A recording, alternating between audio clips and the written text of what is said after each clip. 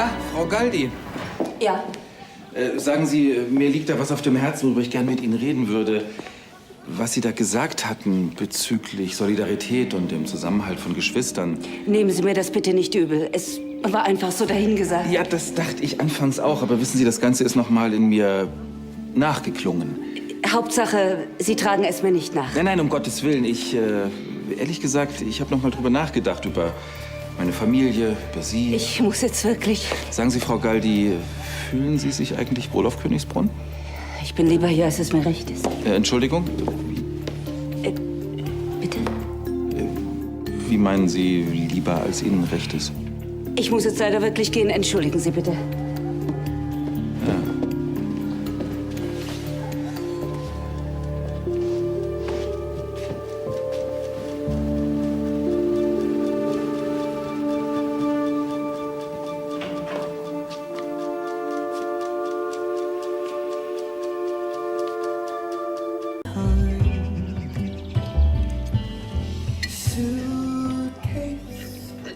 Sag mal, was wolltest du gestern von Frau Galdi?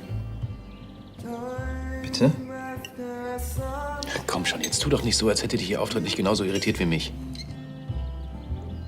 Entschuldige mal, Leonhard, ich bin nie so wie du. Was ist das für eine Geschichte mit Frau Galdi? Wir haben uns mal wieder gestritten. Warum, kannst du dir ja denken? Plötzlich geht diese Galdi dazwischen, fest entschlossen, diesen Streit zu beenden. Na und? Und wenn schon? Sie hat sich aufgeführt wie unsere Mutter. Findest du? Ist dir das nicht aufgefallen? Sag mal, was soll das hier werden? Sind wir zwei unzertrennliche Brüder, die sich bei einem Stück Kuchen unterhalten? Vergiss es einfach, okay?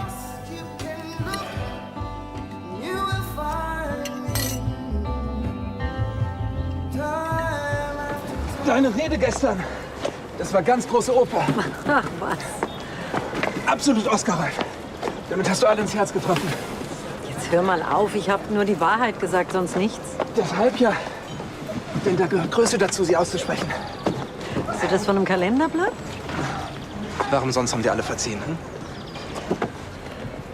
Und wenn es mir darum gar nicht geht, Olli? Worum denn dann?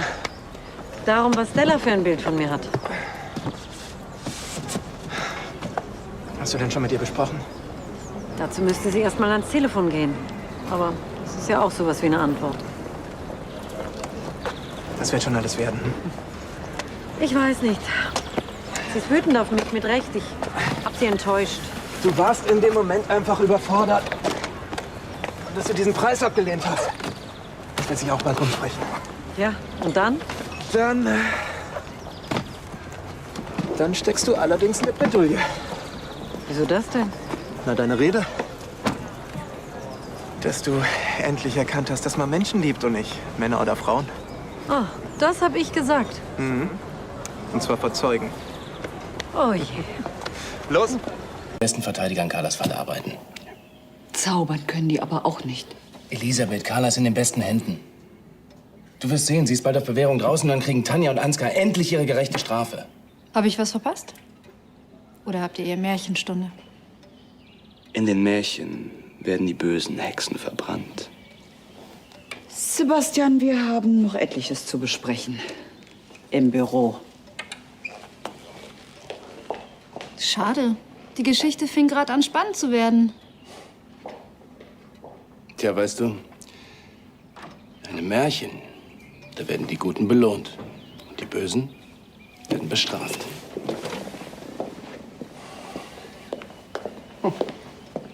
Leo, hast du mal einen Moment? Wofür? Was ist das für eine Geschichte mit der Galdi? Du musst nicht alles wissen, Tanja. Hat sie sich was zu Schulden kommen lassen? Solltest du dich das nicht vielleicht mal besser fragen? Schade. Ich hätte dir vielleicht bei deinen Recherchen helfen können. Kein Bedarf.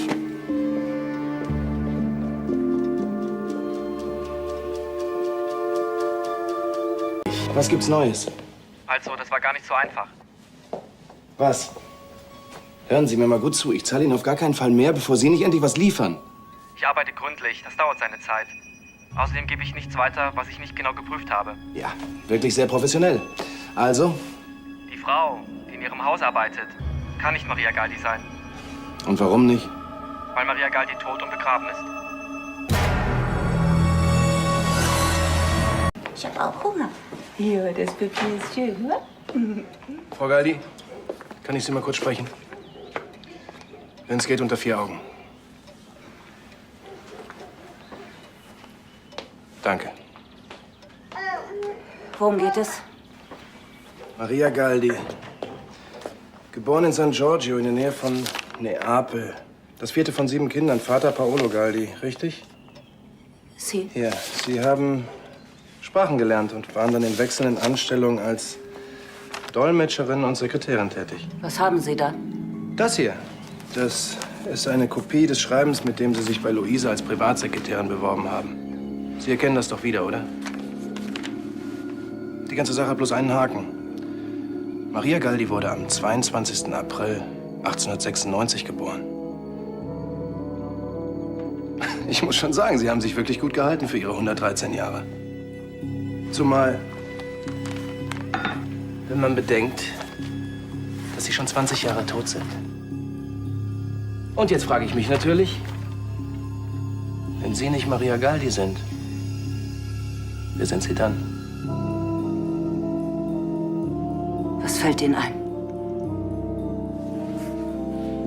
Was erlauben Sie sich, heimlich über mich Erkundigung einzuziehen? Dazu haben Sie kein Recht.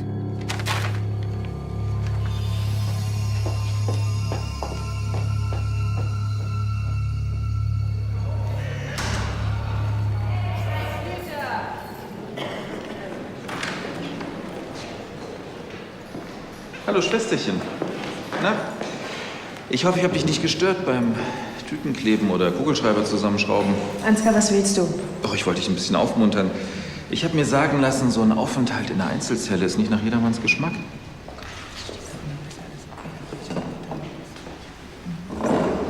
Na komm schon, Carla. Du wirst es sicherlich wissen, wie es zu Hause läuft. Ich warte lieber, bis jemand kommt, dem ich glauben kann. Ach, weißt du, ehrlich gesagt, es ist eigentlich alles beim Alten. Selbst Sophia hat sich inzwischen wieder beruhigt, obwohl ich das wirklich am wenigsten erwartet hätte. Sie hat nur geschrien und nach ihrer Mama gerufen und war wirklich unausstehlich. Hör auf. Ja, schon gut. Es ist ja eigentlich auch alles wieder in Ordnung. Sie ist eigentlich ganz ruhig. Ja, also für meinen Geschmack ja ein bisschen sehr ruhig. Sitzt einfach still da, schaut mit großen, leeren Augen in die Welt. Wenn sie doch wenigstens wieder essen würde. Weißt du, Carla, manchmal frage ich mich, ob sie ihre Mutter nicht noch viel mehr vermisst, als wir alle glauben. Halt jetzt endlich den Mund! Schwesterchen, ich will dir doch mal helfen. Eine kleine Unterschrift, das alles hat ein Ende. Schau mal, du überschreibst Tommy und mir die Holding und du bist am nächsten Tag hier raus. Ich will zurück in meine Zelle. Du wirst es dir ein Leben lang vorwerfen, wenn du deine Tochter jetzt im Stich lässt.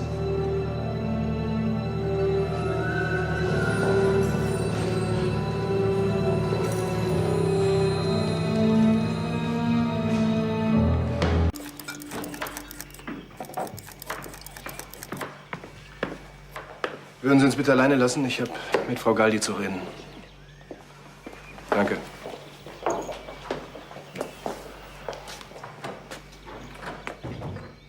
Sie haben meine Frage nicht beantwortet. Wer sind Sie? Das ist meine Privatsache und geht Sie nichts an. Solange Sie Gast auf unserem Schloss sind, geht mich das sehr wohl was an.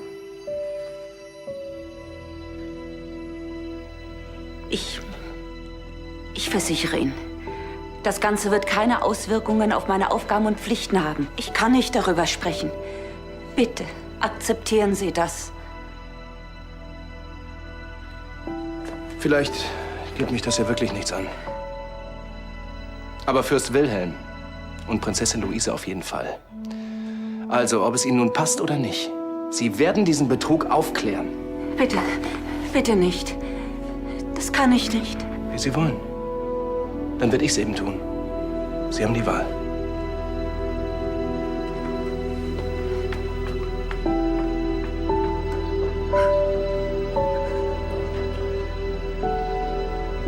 Ja, Tanja, du hast ganz richtig gehört. Sie hat nichts unterschrieben. Und jetzt sagt nichts Falsches. Meine Schuld ist es jedenfalls nicht. Ja, meine vielleicht. Die Frau ist einfach eiskalt. Sogar ihre eigene Tochter scheint ihr egal zu sein. Wie wär's, wenn du dir zur Abwechslung mal was anderes einfallen lässt? Du weißt selbst, wie viel Geld ich in das Projekt gesteckt habe. Ja. Sie wird uns die Holding schon überschreiben. Vielleicht dauert's eben einfach ein bisschen länger. Dann reiß dich am Riemen. 3 Millionen sind auch für mich kein Pappenstiel. Ja, Tanja, ist angekommen. Du musst es mir nicht immer wieder unter die Nase reiben. Sag den anderen, dass ich sie heute Mittag sehen will. Welchen anderen, deiner Familie oder was? Sag mal, wen denn sonst? Wenn die alle erst mal ein Gefühl dafür kriegen, dass bei Carla wirklich für die nächsten Jahre die Lichter ausgehen, dann wird den schon...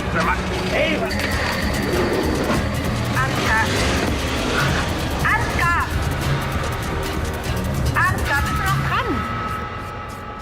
Gott, das ist ja mal wieder typisch.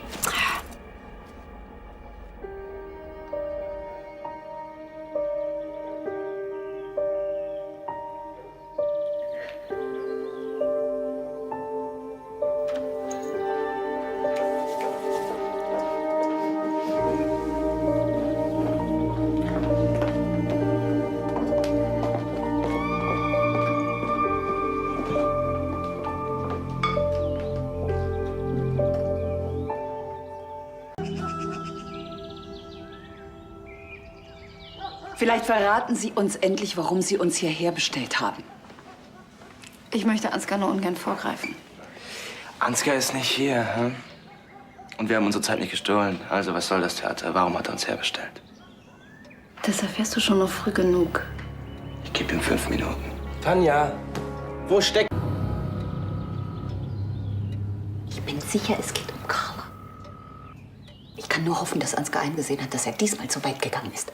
Ja klar, das wird sein. Hätten wir auch früher drauf kommen können. Ich kann mir auch nur schwer vorstellen, dass Ansgar seinen einzigen Trumpf einfach so aus der Hand geht. Das wird er auch nicht. Ganz im Gegenteil.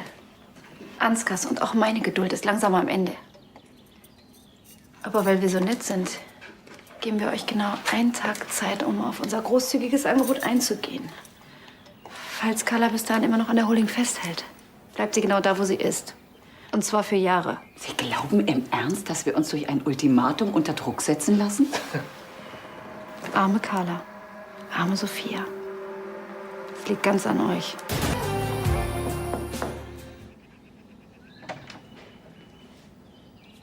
Graf Lahnstein?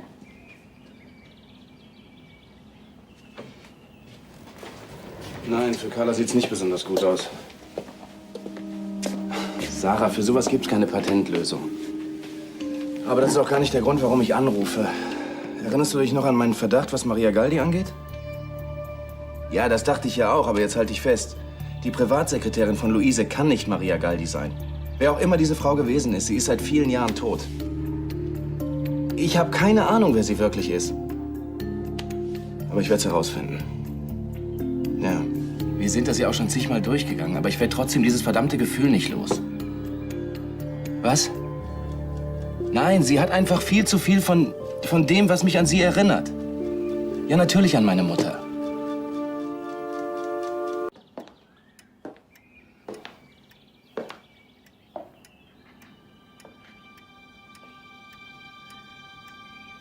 Ach, Johannes, wenn du wüsstest. Ich liebe dich immer noch. Genauso wie damals.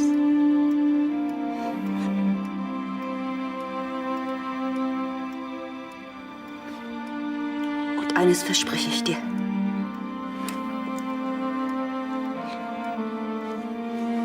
Ich werde das alles hier nicht noch einmal aufgeben.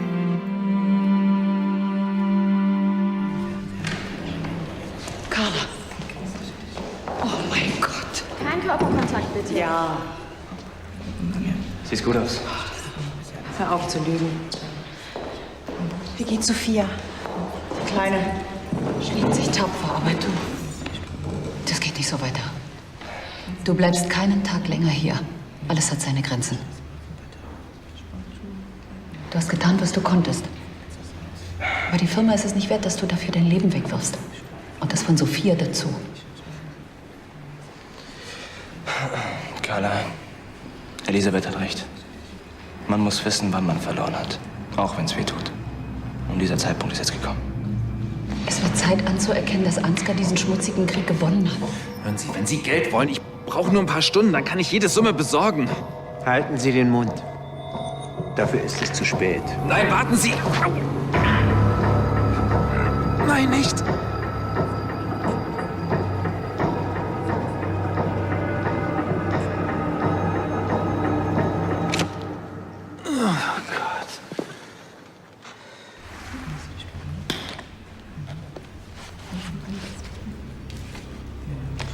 Was ist das? Mit diesem Dokument überschreibst du Ansgar die Holding. 1,5 Millionen habe ich angezahlt und bekomme dafür 5000 Stück. Davon. Nicht schlecht, oder? Hören Sie, ich habe keine Ahnung, wie das passieren konnte, aber ich werde der Sache auf den Grund gehen. Hören Sie, Sie müssen mir glauben, ich habe damit nichts zu tun, aber ich werde die Verantwortlichen finden und zur Rechenschaft ziehen, das verspreche ich. Vergesst es! Das bedeutet, dass du für Jahre im Gefängnis bleiben wirst. 24 Stunden. Wenn ich dann nicht meine Kohle habe, werden Sie nie wieder mit jemandem Geschäfte machen. Es geht hier um das Lebenswerk meines Vaters. Wenn ich Ansgar jetzt nachgebe, werde ich mir das niemals verzeihen. Das Lebenswerk von Johannes in allen Ehren, Carla. Aber was ist mit Sophia? Die Kleine braucht ihre Mutter. Jetzt